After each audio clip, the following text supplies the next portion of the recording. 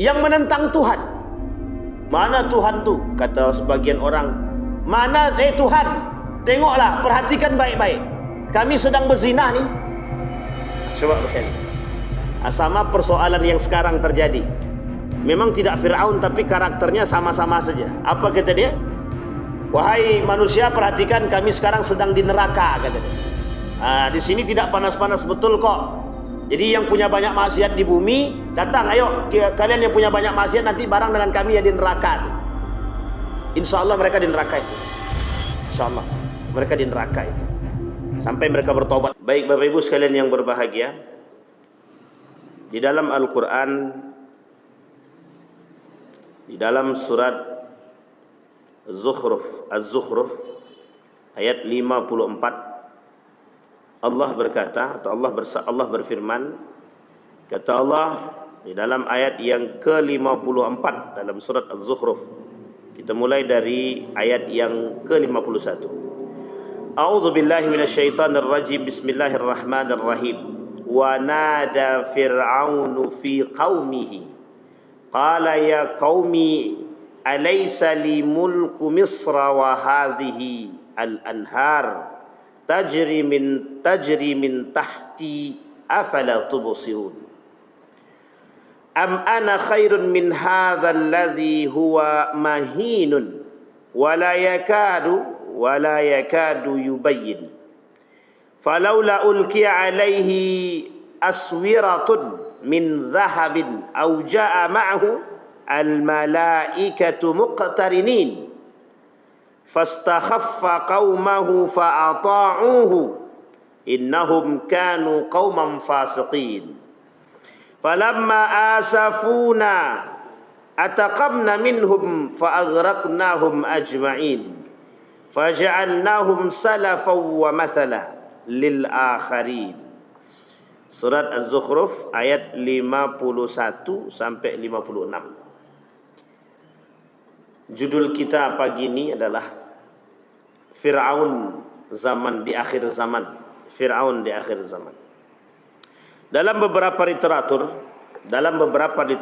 kita temukan ada beberapa tulisan yang menuliskan tentang karakter-karakter Fir'aun yang menjadi contoh bagi manusia-manusia di akhir zaman, yang menjadi pedoman atas kerusakan yang dilakukan oleh manusia di akhir zaman. Fir'aun dalam hal ini merujuk kepada Raja Mesir yang zalim yang ketika itu terjadi pada masa Nabi Musa wa Harun. Sehingga dengan kezaliman yang dimiliki oleh Fir'aun ini, kemungkaran yang terjadi, kemaksiatan yang begitu merajalela, Allah turunkan tidak hanya satu nabi, tapi dua nabi sekaligus kepada Fir'aun. Idhaba, kata Allah, hei Musa wa Harun, pergilah. Kemana? Ke Fir'aun. Innahu tagha. Kalimat ini disebutkan di dalam Al-Quran. Innahu tagha.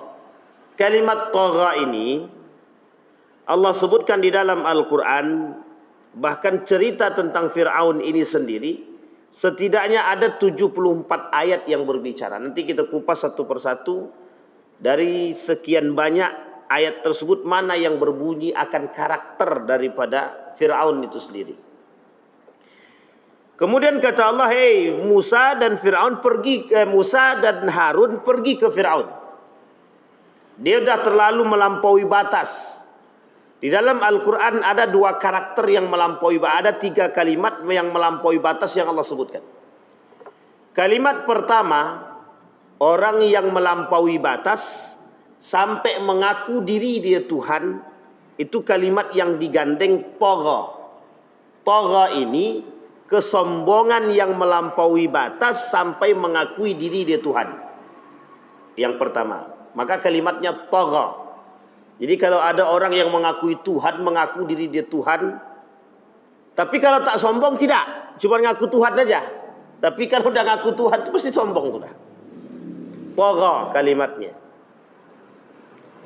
Kemudian pada cerita Qarun ada kesombongan pada aspek harta. Kalimat ini juga digandeng kepada pemiliknya yang yang disandarkan akan sifat kesombongan terhadap harta tersebut. Kalimat yang kedua kata Allah bagha. Jadi kalau tagha sombong karena mengakui Tuhan, kalau bagha sombong karena harta. Nah, yang banyak tuh yang pertama apa yang kedua? Kedua-duanya. Kedua-duanya banyak sekarang nih. Ada yang tidak mengaku Tuhan tapi seolah-olah berbuat seperti Tuhan. Nah, ini ada banyak. Yang kedua apa tak lagi? Semua merasa Qarun sekarang. Semua merasa Qarun. Seolah-olah dengan harta yang dia miliki dia mampu membeli semua yang dia inginkan, termasuk kekuatan hukum yang bisa dia kelola dengan harta yang dia miliki. Yang ketiga, ada orang yang sombong dengan dosa dan kemaksiatan yang melampaui batas. Tapi Allah gandeng kalimat itu sekaligus dengan sifat. Kalimat itu disebut dengan israf. Qul li'ibadiyalladzina asrafu ala anfusihim la taqnatu min rahmatillah. Kalimat keduanya la taqnatu min rauhillah. Dia ada dua ayat yang berbicara. Kalimat yang pertama tadi digandeng dia sifat itu yang melampaui, orang yang punya dosa yang banyak sekali, yang melampaui batas dosa dia, yang tak terhitung dosanya, itu dah melampaui batas israf. Tapi Allah gandeng dengan kalimat yang baik serta sifat dia. Sifatnya Allah yang baik tadi rahmat. Jangan pernah berputus asa, bukan dengan ampunan Allah tapi dengan rahmatnya Allah. Nah, jadi dinaikkan oleh Allah. Kalau dia cuma sekedar dosa biasa, Allah turunkan sifatnya pengampun. Kalau dosanya 2 sampai 3, Allah turunkan sifatnya Ghaffar, pengampun. Tapi kalau dah banyak sekali dosanya, Allah turunkan sifatnya rahmat namanya. Nah, jadi sifat itu menggandeng. Baik, kembali kepada persoalan tadi. Dalam 3 pembahasan itu, yang pertama yang dimiliki oleh Qarun, yang pertama yang dimiliki oleh Fir'aun adalah karakter kesombongan, keangkuhan yang mengakui diri dia Tuhan. Dan ini terjadi pada masa Nabi Harun dan Musa. Fir'aun bukan nama asli daripada diri dia.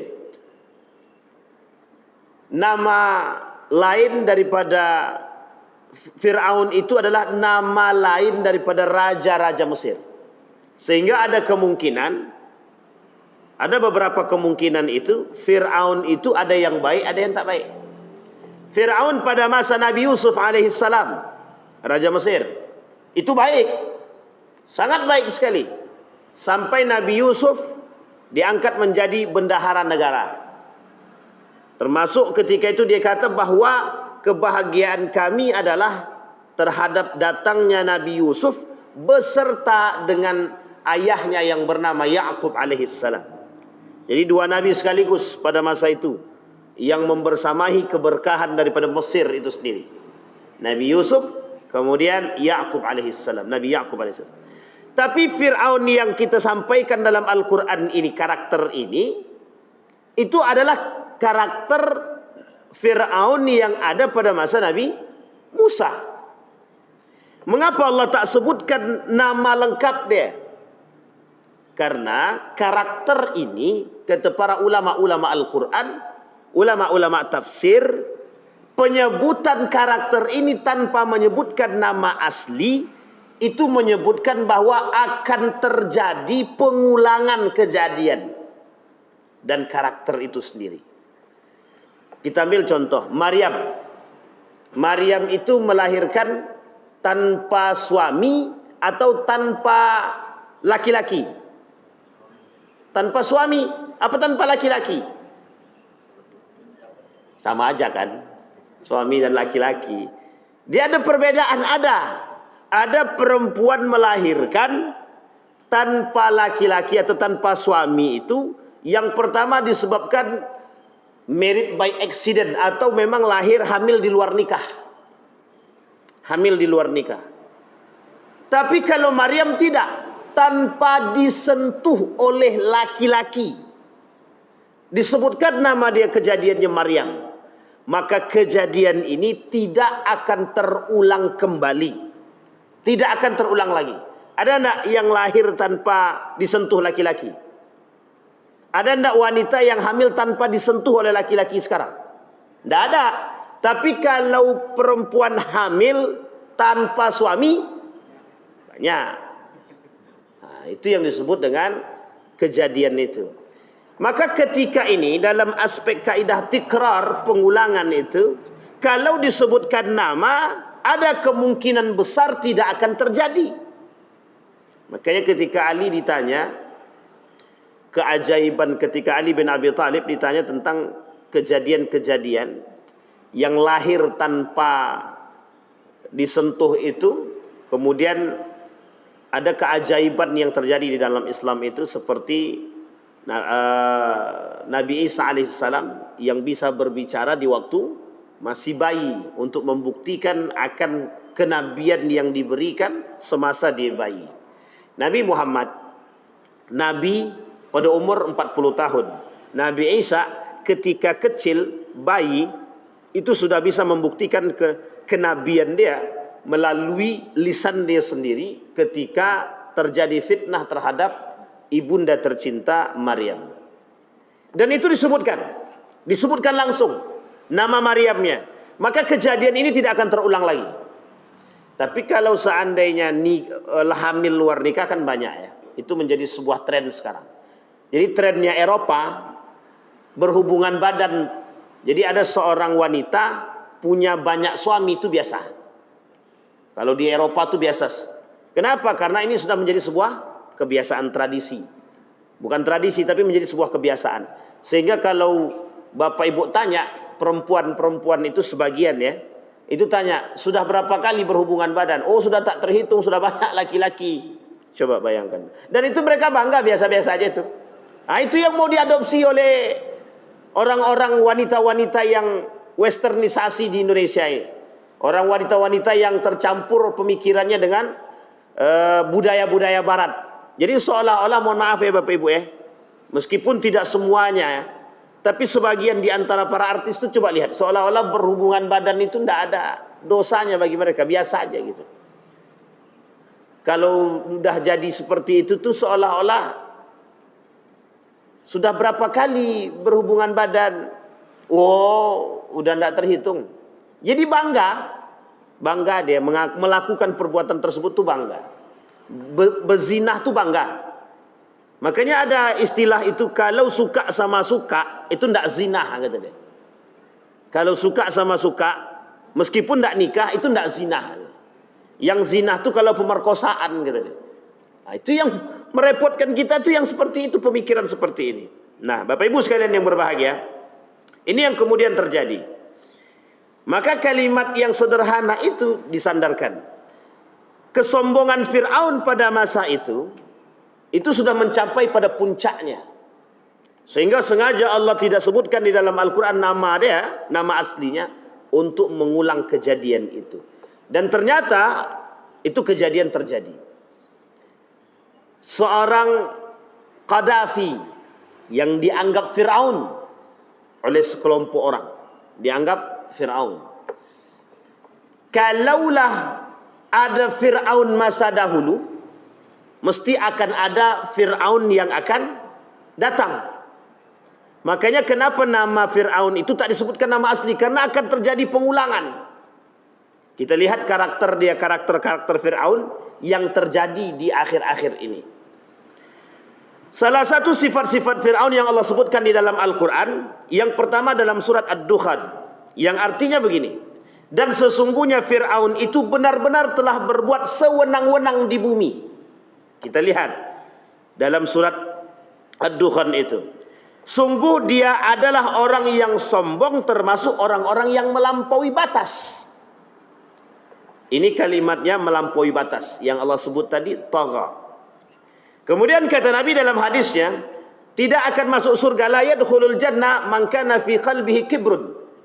Di dalam hati dia ada kesombongan, itu tidak mungkin masuk surga.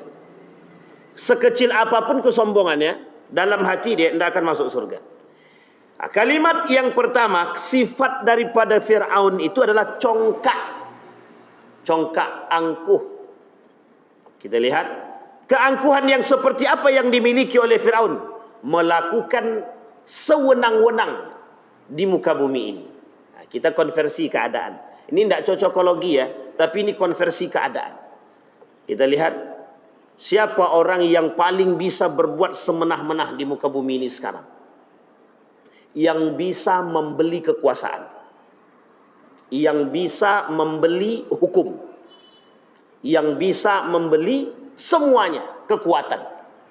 Orang yang sudah bisa membeli kekuatan, orang yang bisa membeli kekuasaan, orang yang bisa membeli hukum, maka dia bisa berbuat semenah-menah dan sewenang-wenang. Siapa mereka? Siapapun yang melakukan itu. Makanya kalau dulu ada bahasa hukum berat sebelah, ini bahasa dahulu, hukum berat sebelah. Berat bagi yang miskin, ringan bagi yang kaya. Jadi ini persoalan. Maka tugas berat betul bagi presiden kita untuk menyeimbangkan hal tersebut. Saya melihat ketika Pak Prabowo menyampaikan persoalan korupsi di salah satu situs resmi Ar-Rahma itu, kata beliau, kami tidak akan pandang bulu. Berarti ada unsur menegakkan keadilan dari berbagai macam aspek. Kita tunggu. Kita tunggu dan kita kita saksikan bersama perkataan itu. Betulkah? Apakah betul hukum itu tidak timpang tindih? Karena orang-orang yang memiliki kekuasaan itu bebas saja dia berbuat sesuka hati dia. Kita ambil contoh kasus-kasus premanisme. Oh, itu kasus-kasus premanisme itu yang merasa sudah kuat itu, ya bebas mereka melakukan apa-apa aja. Mereka rusak sana sini. Kalau sudah dirusak di sana sini, datang yang, mohon maaf ya, datang orang yang menangkap, mesti ada orang yang membela. Jadi seolah-olah dia merasa sudah punya tempat dan kekuasaan, yang sudah dia beli hukum dia sudah beli kekuasaan dan kekuatan. Jadi dia bebas melakukan apapun. Nah, itu yang terjadi pada masa Yazid bin Muawiyah. Saya tak katakan Yazid bin Muawiyah ini Fir'aun. Tapi kelakuan dan perbuatan yang dilakukan itu semenah-menah. Seolah-olah dia yang memiliki segalanya. Ini ada orang-orang yang begitu itu ada. Baik, congkak. Nah, kalau sebutkan dalam Tuhan itu. Yang kedua, karakternya melampaui batas. Yang mengakui Tuhan tadi. Puncak kesombongan tertinggi itu, kata para ulama, dari karakter daripada Fir'aun itu adalah melampaui batas yang mengaku diri dia Tuhan. Kalau orang sekarang nih mengakui diri Tuhan mungkin tidak, tapi bersifat seperti Tuhan seolah-olah diri dia Tuhan. Kenapa saya kata seolah-olah diri dia Tuhan? Kita lihat. Kata Allah di dalam Al-Quran dalam surat Al-Alaq, sekali-kali tidak. Sesungguhnya manusia itu betul-betul benar-benar melampaui batas apabila melihat diri dia serba berkecukupan. Nah, kalimat akhirnya ditutup dengan kalimat yang sederhana. Apabila melihat diri dia serba cukup. Ada kata kuncinya. Orang yang melampaui batas tadi serba merasa diri dia berkecukupan. Maksudnya berkecukupan itu apa? Ini poin penting untuk kita garis bawahi. Orang kalau sudah merasa diri dia mampu membeli sesuatu, apa yang tak bisa dia beli? Makanya Fir'aun sekarang itu Yahudi itulah. Kita ambil contoh. Kita tak katakan ya, siapa negara yang adik kuasa sekarang? Amerika. Amerika punya kekuatan apa? Apa yang tidak dimiliki oleh Amerika? Sampai seolah-olah dia bisa mengatur muka bumi ini, mengatur dunia ini, itu sesuai dengan keinginan yang mereka inginkan. Artinya sama dengan Tuhan atau tidak? Tuhan bisa mengatur semua ini. Lah kalau ada manusia yang bisa merasa mengatur semua ini, berarti Dia tak mengaku Tuhan, tapi karakter dia seperti Tuhan. Ada orang seperti ini, itu dia. Jadi seolah-olah diri dia ini Tuhan. Kami pasti akan mampu membuat sesuatu, pasti. Berarti dah mengakui diri dia itu Tuhan. Dia dah mengatakan pasti bisa membuat sesuatu dengan apa yang dia miliki. Sama halnya seperti yang terjadi ketika Donald Trump mengakui kesombongannya di hadapan publik, seolah-olah mampu melakukan sesuatu. Ketika kebakaran terjadi, dia tak mampu berbuat apa-apa. Artinya kekerdilan manusia. Tapi congkaknya, kesombongannya yang dianggap oleh Tuhan yang sudah melampaui batas, itu yang menjadi masalah. Sehingga sama dengan Korun.